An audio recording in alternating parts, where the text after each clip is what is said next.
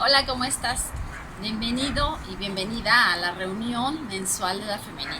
Ya estamos en el mes de mayo y te deseo muchas bendiciones y que aprendamos mucho de la palabra de Dios en este día. Pon atención, apunta y entrégale tu vida al Señor, ¿verdad? Para que Él haga la obra en ti. Vamos a orar para iniciar esta reunión. Señor, te damos gracias porque tú estás con nosotros, porque tú nos provees, porque tú suples en cada vida y en cada corazón de los que están escuchando y viendo este video. Señor, gracias te doy porque tu amor es grande para con ellos y tú suples en sus vidas todo lo que ellos necesitan. Cúbrelos con tu sangre preciosa, Jesús, y líbralos de todo mal, de todo peligro. Guarda sus familias y sé con cada uno de los que están escuchándonos en estos momentos. Gracias, Señor, te doy por todo. Ayuda a esta reunión, Padre, que todo lo que se haga, se diga, Señor, sea dirigido por ti. Padre, que tú hables a nuestra mente, a nuestro corazón. En el nombre de Jesús. Amén. Comenzamos. Ahora vamos a entonar un canto. Dicen que son pocas y me consta, son pocas las que son como tú, guerrera, genuina y verdadera, amante de lo bueno eres mamá, siempre tan atenta de tu casa, hermosa y temerosa de Dios. Por eso tu estima sobrepasa cualquier piedra preciosa y su valor. Te he visto pelear grandes batallas, postrada de rodillas al altar. Te he visto luchar por tu familia y amarnos de forma incondicional. Virtuosa mujer, ¿quién la hallará? De fuerza y honor se vestirá.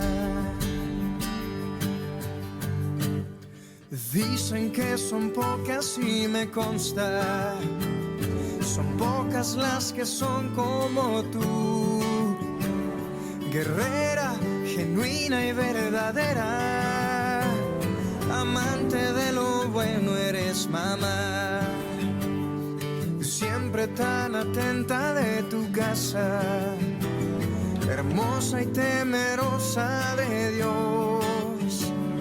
Por eso tu estima sobrepasa cualquier piedra preciosa y su valor. Te he visto pelear grandes batallas, postrada de rodillas al altar. Te he visto luchar por tu familia y amarnos de forma incondicional. Virtuosa mujer, ¿quién la hallará? De fuerza y honor se vestirá. Oh, virtuosa mujer, ¿quién la hallará? Tesoro de Dios, eres mamá.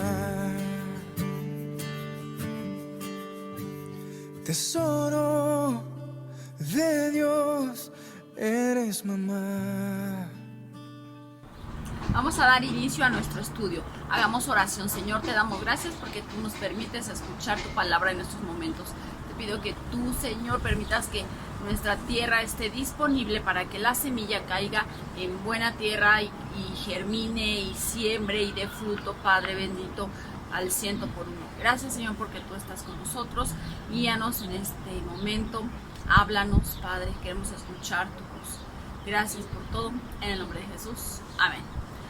Bien, estuvimos leyendo, ¿verdad? Acerca de la salvación. Vamos a seguir Se llama la salvación integral.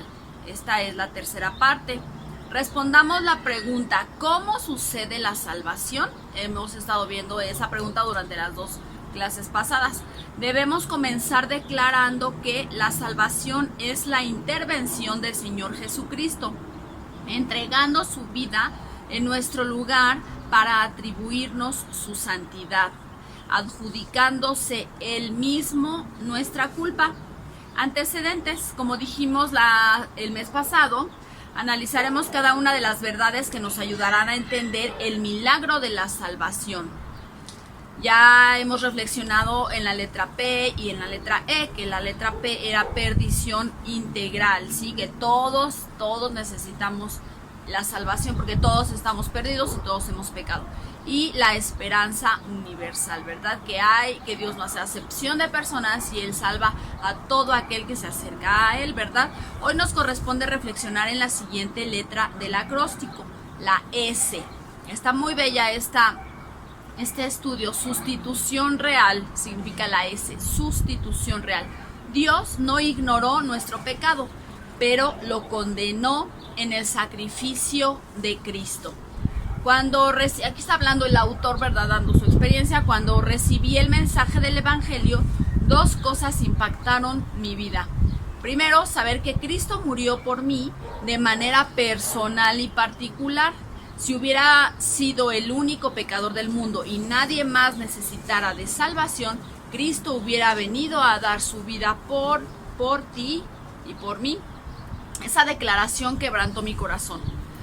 Punto número 2, de la manera que el Señor fue crucificado en lugar de Barrabás, el delincuente, el Señor ocupó tu lugar para que no tengas que morir eternamente.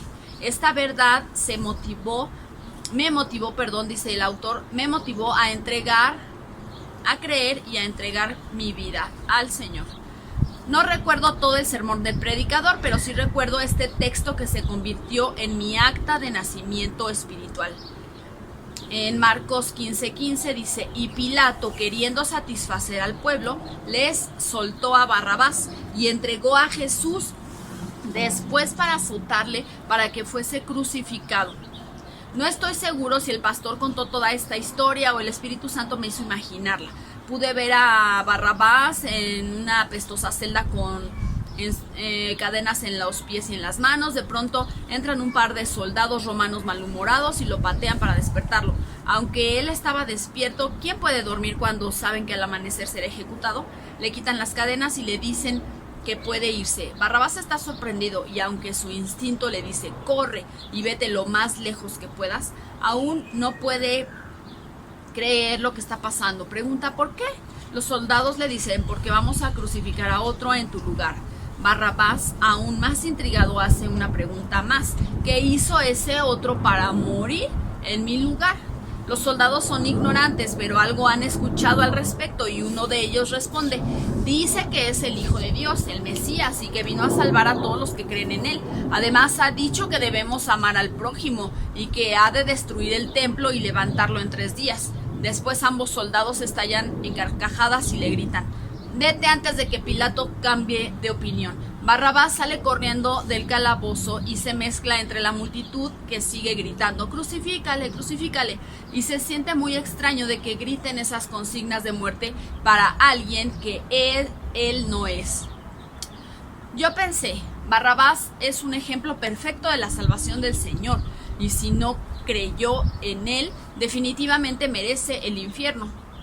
Y eso me hizo pensar que yo debía creer independientemente de que no estaba por ser crucificado, por lo menos no ese día.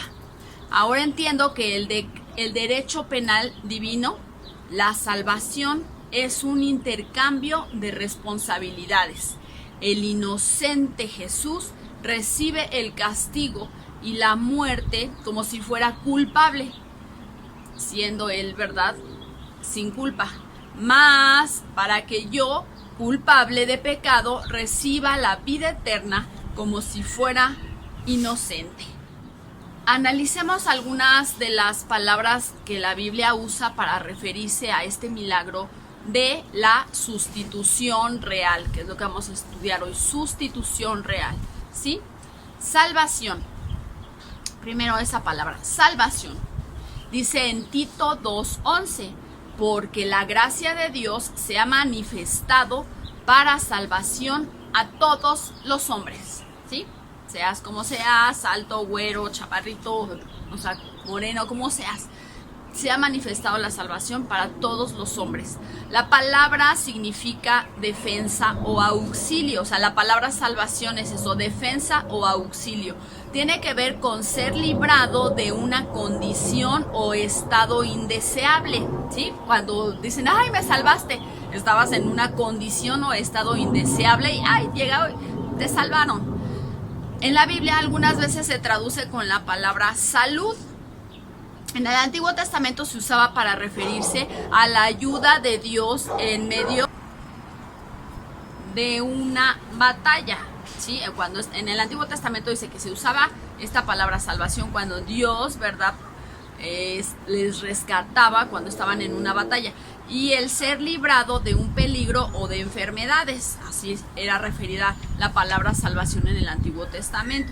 Podemos decir que salvación es el acto divino por medio del cual somos quitados de la condenación e inscritos en el libro de la vida mediante la gracia y el sacrificio del Señor. Sí, entonces eso es la palabra salvación, ese acto divino, ¿verdad? El cual nosotros somos quitados de ser condenados y entonces mediante la gracia y el sacrificio de nuestro Señor Jesús, pues nosotros somos perdonados. Ahora la palabra redención es el acto de liberar a un esclavo, pagando su valor al antiguo dueño. En el Antiguo Testamento se podía redimir a un animal que debía ser sacrificado a Dios, pagando su precio o poniendo en su lugar a otro animal. Se podía redimir una propiedad, incluso a un hijo primogénito que debía servir a Dios, pero en su lugar lo hacían los levitas. También se usaba para referirse al acto de tomar como esposa a una viuda, para restaurarla de su estado de desvalidez por no tener un esposo que la sostuviera. A este respecto existían reglas precisas para llevar a cabo la redención. Y eso vamos a verlo en Éxodo 13:13. Dice, mas todo primogénito de asno redimirás con un cordero, y si no lo redimiereis, quebrarás su cerviz. También redimirás al primogénito de tus hijos. Y ahí sigan leyendo un poco más adelante después, Éxodo 13:13, y pues ahí dice, cuando tu hijo te pregunte por qué haces esto, tú les dirás que es porque fuimos sacados y fuimos libertados de la esclavitud de Egipto, y Dios nos sacó cuando pues murieron todos los primogénitos de Egipto y nosotros salimos. Entonces aquí dice eso, ellos podían redimir a su primogénito, obviamente sacrificando a otro animalito. En quien tenemos redención por sus... en Colosenses 1:14 dice, en quien tenemos redención por su sangre, o sea, está hablando del Señor Jesús, en quien tenemos redención por su sangre, el perdón de pecados. Ahí vemos la palabra redención por su sangre. Esto es el perdón de pecados. Ahora en Tito 2:14 dice, quien se dio a sí mismo por nosotros. Igual está hablando de Jesús. Quien se dio a sí mismo por nosotros para redimirnos de toda iniquidad y purificar para sí un pueblo propio, celoso de buenas obras. ¿Sí? A nosotros nos está purificando y pues Dios dice que nosotros tenemos que ser así, celosos de buenas obras, de estar haciendo lo bueno y no lo malo, ¿verdad? Así que en términos espirituales, la palabra redención es el acto divino mediante el cual nuestra culpa es pagada por la sangre de Cristo. Y por lo tanto somos liberados de la condenación. Ahora vamos a ver la palabra justificación. ¿Sí? Ya vimos lo que es salvación, lo que es la redención, y ahora vamos a ver la justificación. Esta es algo larga. Justificación es la sustitución real del Señor en nuestro lugar. Aquí es la palabra esa, sustitución, lo que vamos a estudiar ahora. El problema para entender este término relacionado con la salvación es el uso popular que se le da a la palabra. Usamos el término justificar cuando nos referimos a dar argumentos o pretextos respecto a una acción o decisión, ¿no? A veces, te estás justificando por esa decisión que tomaste, te estás justificando. Cuando preferimos tolerar a alguien en lugar de enfrentarlo. Cuando decimos que alguien tenía razones para hacer determinada cosa, estamos justificando sus acciones. Sin embargo, en la Biblia la justificación es algo más serio, profundo y significativo. En Romanos 5:18 dice, así que como por la transgresión de uno vino la condenación a todos los hombres, de la misma manera por la justicia de uno vino a todos los hombres la justificación de vida. Ese uno que por el cual vino la condenación fue Adán, y por ese uno que vino la justificación fue el Señor Jesucristo.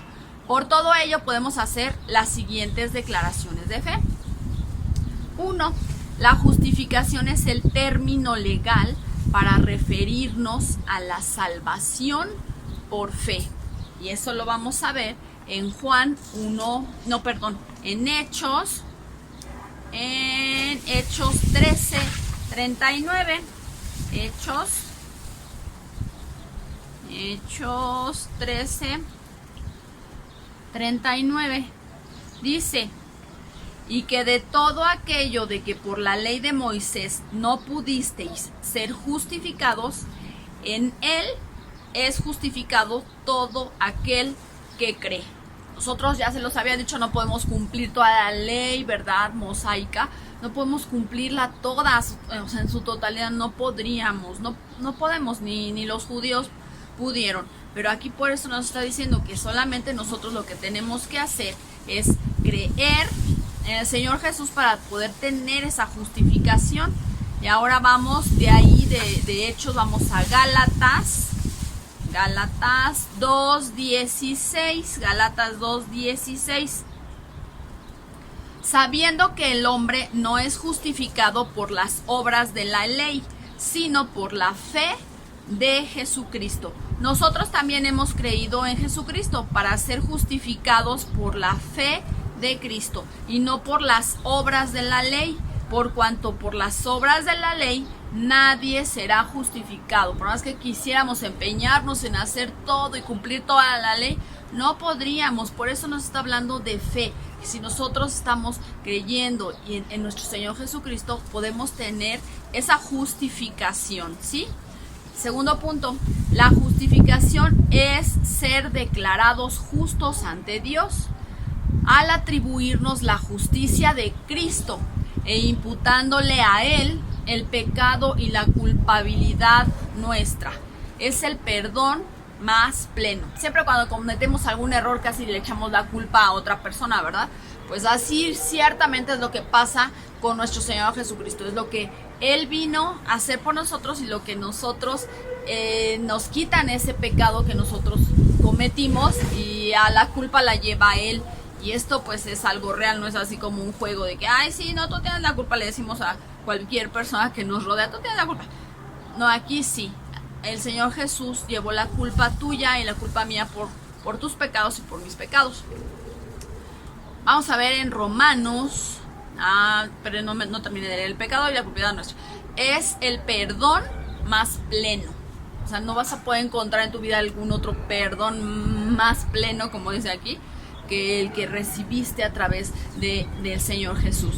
Y ahora vamos a verlo en Romanos 3:24 y 25.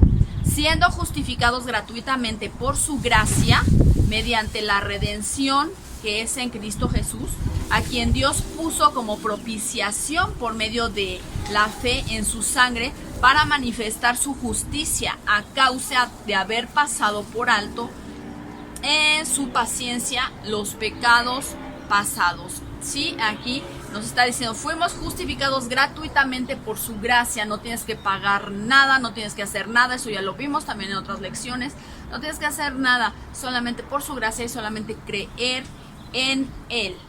Ahora sigamos leyendo, pero en el libro de Romanos 4, del 5 al 8. Nos dice, mas al que no obra, sino cree en aquel que justifica al impío, o sea, ¿quién es el que justifica al impío? Jesucristo. Su fe le es contada por justicia, ¿sí? Tu fe te es contada por justicia. Pero al que obra no se le cuenta el salario como gracia, sino como deuda. Mas al que no obra, sino cree en aquel que justifica al impío, su fe le es contada por justicia. Como también David habla de la bienaventuranza del hombre a quien Dios atribuye justicia sin obras, diciendo, bienaventurados aquellos cuyas iniquidades son perdonados y cuyos pecados son cubiertos. Bienaventurado el varón a quien el Señor no inculpa de pecado, ¿verdad? Híjole, y no te inculpa de pecado, no porque seas muy buena persona, no te inculpa de pecado porque el Señor Jesús pagó por ti y Él ya lo llevó todo, por gracia, no por obras, lo estamos volviendo a leer aquí. Ahora de ahí de Romanos 4 nos vamos a ir a Tito 3, Tito 3 del 5 al 7, dice que el Señor Jesús nos salvó, no por obras de justicia que nosotros hubiésemos hecho, sino por su misericordia, por el lavamiento de la regeneración y por la renovación en el Espíritu Santo, el cual derramó en nosotros abundantemente por Jesucristo nuestro Salvador, para que justificados por su gracia viniésemos a ser herederos conforme a la esperanza de la vida eterna. Qué hermoso, ¿verdad? Que igual nos vuelve a decir que no es por obras de justicia que nosotros hubiésemos hecho, sino por su misericordia y por su Espíritu Santo, dice, por la renovación en el Espíritu Santo, el cual derramó en nosotros. Acuérdate que el Señor Jesús ascendió al cielo y Él dejó a su Espíritu Santo aquí en la tierra. Y es esa vocecita que te habla, que te redarguye, que te enseña, que te guía a toda verdad, te guía al arrepentimiento, te guía a conocerle, te guía a amarle, intercede por ti, dice, con gemidos indecibles. Bueno, ahora el tercer punto, la justificación nos coloca en un estado de bienaventuranza en Dios, en una posición de privilegio ante Él. O sea, fíjate, aparte de que nosotros no tenemos que hacer nada, que no es por obras, que Dios hizo todo gratuitamente para nosotros, que nos lo da, nos da el perdón, que el Señor Jesús se puso en nuestro lugar para que nosotros no fuésemos condenados. Aparte de todo esto, dice que nos pone en una posición de privilegio delante de Él. ¿Qué más quieres? ¿Qué más quieres para estirar la mano y aceptar ese regalo, verdad? Que Dios te da a través de su Hijo Jesucristo. Y eso lo vamos a ver en Hechos 10, 42 y 43. Dice, y nos mandó que predicásemos al pueblo y testificásemos que Él es el Dios, que Él es el que Dios ha puesto por juez de vivos y muertos. De este dan testimonio todos los profetas, que todos los que en Él creyeren recibirán perdón de pecados por su nombre. Otra vez, que todos los que en Él creyeren recibirán perdón de pecados por su nombre. Y en Romanos 4, 23 al 25 nos dice, y no solamente con respecto a Él se escribió que le fue contada. Estamos hablando de la justicia. El 22 dice, por lo cual también su fe le fue contada por justicia. Y no solamente con respecto a Él se escribió que le fue contada, ¿sí? Dice, sino también con respecto a nosotros, a quienes ha de ser contada. Esto es, a los que creemos en el que levantó de los muertos a Jesús, Señor nuestro. O sea, creemos en Dios. Estamos creyendo en Jesús, pero pues estamos creyendo en Dios, que Él le envió, que Él es el Padre, que Él es Dios todopoderoso, omnipotente, omnipresente, ¿sí? El cual fue entregado por nuestras transgresiones. O sea, Jesucristo fue entregado por nuestras transgresiones y resucitado para nuestra justificación. De nuevo nos está diciendo, fue entregado al Señor Jesús por nuestra justificación. De ahí pasamos un capítulo adelante a Romanos 5, del 8 al 10. Dice, mas Dios muestra su amor para con nosotros, en que siendo aún pecadores, Cristo murió por nosotros, pues mucho más, estando ya justificados en su sangre, por Él seremos salvos de la ira. Va a llegar un momento en que va a haber muchas situaciones aquí en este mundo y dice que vamos a ser salvos de la ira. Otro punto, la justificación se origina primeramente en la perfecta vida del Señor. Él fue perfecto, nunca cometió pecado, fue un hombre justo. Otro punto dice, la justificación nos es dada por gracia mediante la fe. ¿Para qué? En Tito 3:7 dice, ¿para qué? Justificados por su gracia. Acuérdate, gracia es un regalo que no merecemos. Para que justificados por su gracia viniésemos a ser herederos conforme a la esperanza de la vida eterna. O sea, estamos aquí, a lo mejor puedes pasar situaciones complicadas, difíciles, ¿verdad? En tu vida, falta de perdón, no sé, muchas cosas que puedas estar pasando en tu vida, pero no va a ser, y tú a lo mejor quisieras responder y quisieras pelear y quisieras agredir y quisieras golpear a todo el mundo porque te están ofendiendo o agrediendo, pero te viene la palabra que pues debes de tener paciencia, debes de tener templanza, y así como que vas a Dios y le dices, Dios, dame paciencia, y Él te la da. O sea, Él te dice, calma, tranquila, entonces Él te ayuda. Pero estamos luchando en este mundo por todo eso, no nada más por algo así, nada más como que, pues te van a dar 5 pesos. O sea, no, te van a dar una vida eterna con Él, al lado de Él, al lado de Dios, al lado de todo el universo. Me encanta ver programas del universo porque ahí puedes ver todo el poder y la majestad de Él. Simplemente los truenos, dicen que los truenos, los salmos, que es la voz de nuestro Dios. Bueno, pasemos a otro punto. La justificación significa que el castigo de nuestro pecado fue efectuado, pero no sobre nosotros, sino sobre el Señor Jesús. Ya lo habíamos visto en un inicio. Y dice en Romanos 4:25, el cual fue entregado por nuestras transgresiones y resucitado para nuestra justificación. Fíjate cómo dice acerca del Señor Jesús. Él fue entregado por tus transgresiones y resucitado para nuestra justificación.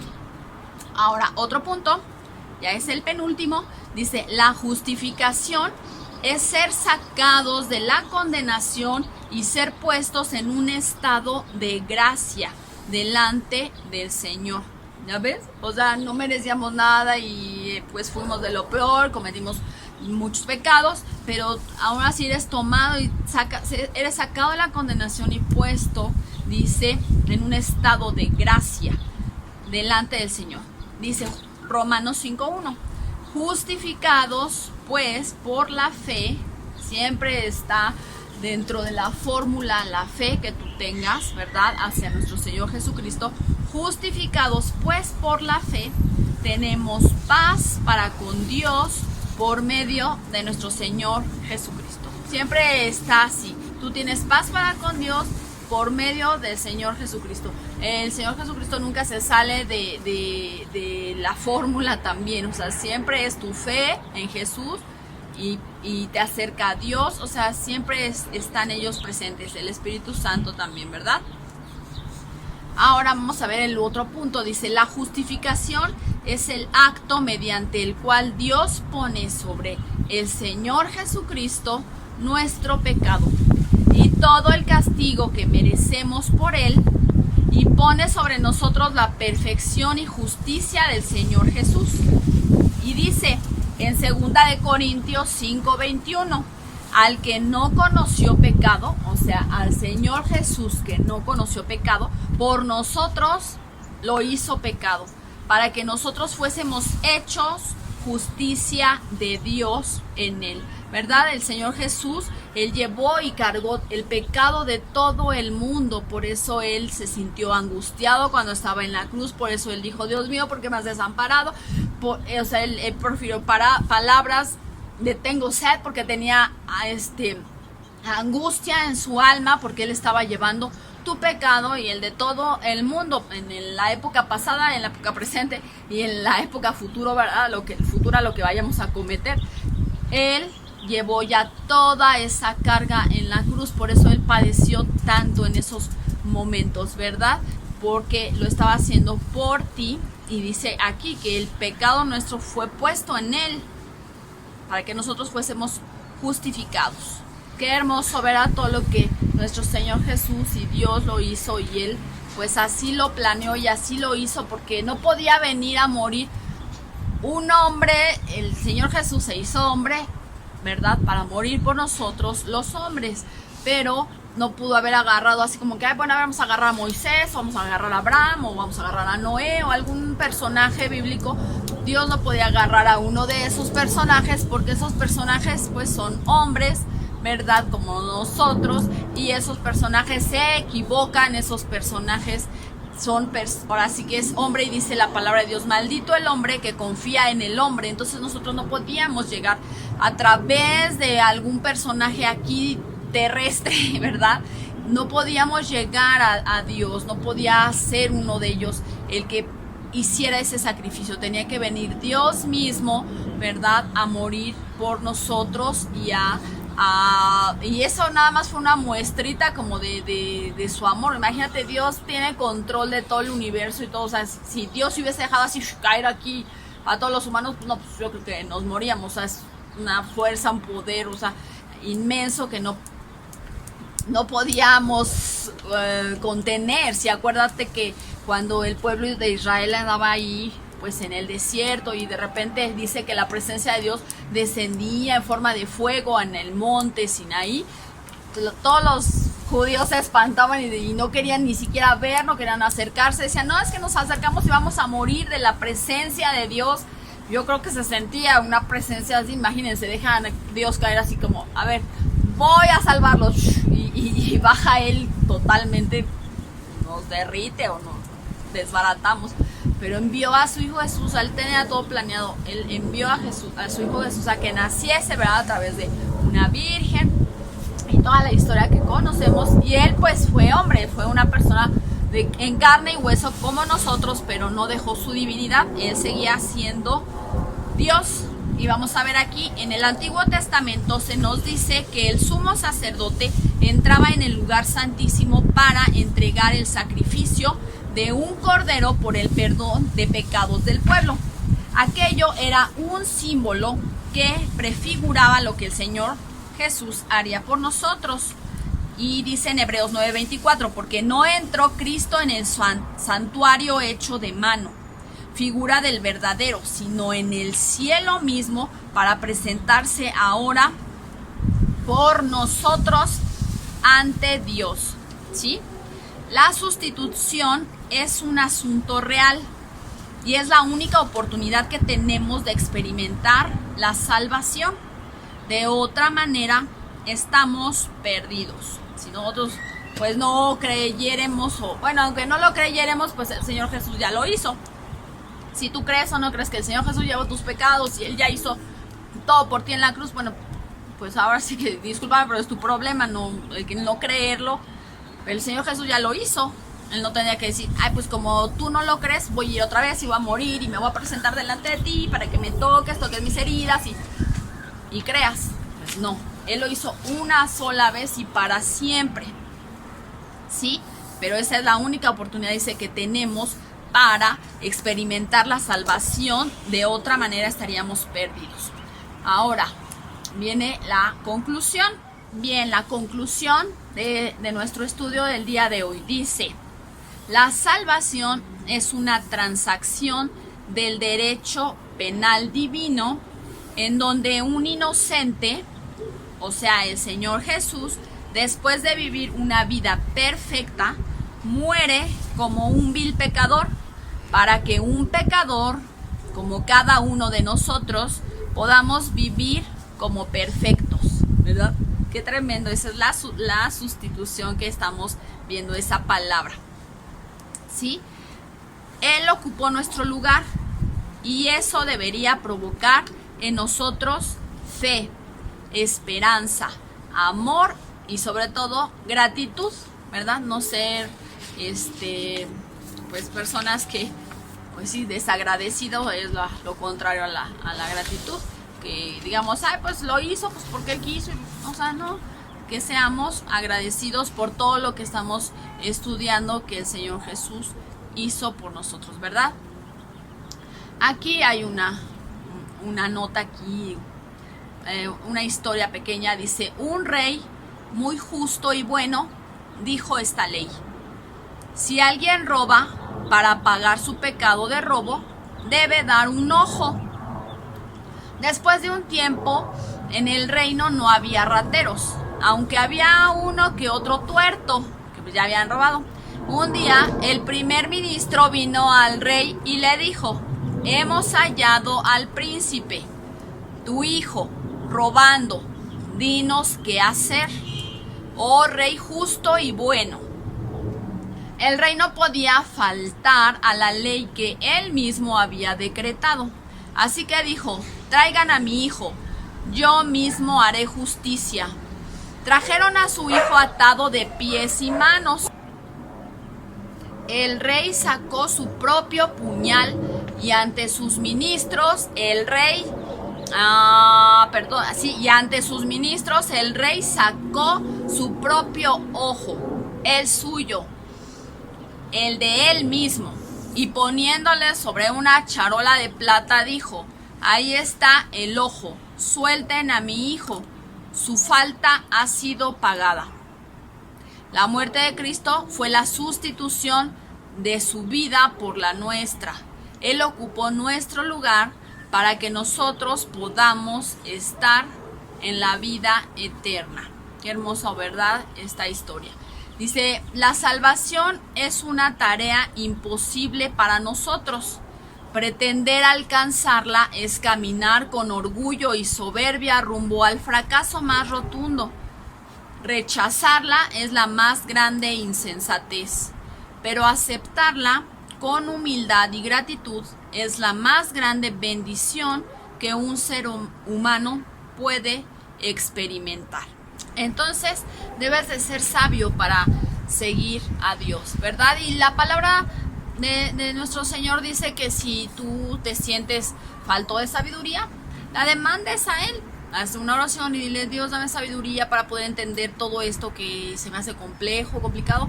Y Él te va a venir a dar la sabiduría para que tú entiendas todo lo que Él hizo por ti, ¿verdad? Esa sustitución, ¿verdad? Del mundo perdido que estaba, pero que Él fue misericordioso para dar salvación a todas las personas. Y Él se puso a sí mismo para llevar tu pecado y que tú fueses salvo de toda condenación y que tú estuvieses delante de Él, de Dios, y vas a estar en un futuro delante de Dios en un lugar, en una posición privilegiada, ¿verdad? Y pues qué más privilegio que estar con Él en su presencia, cerquita de Él, ¿verdad? Disfrutando pues de toda la creación que tiene lejos de este mundo, todo lo que Él tiene para nosotros, pero debes de venir tú con humildad, ¿verdad?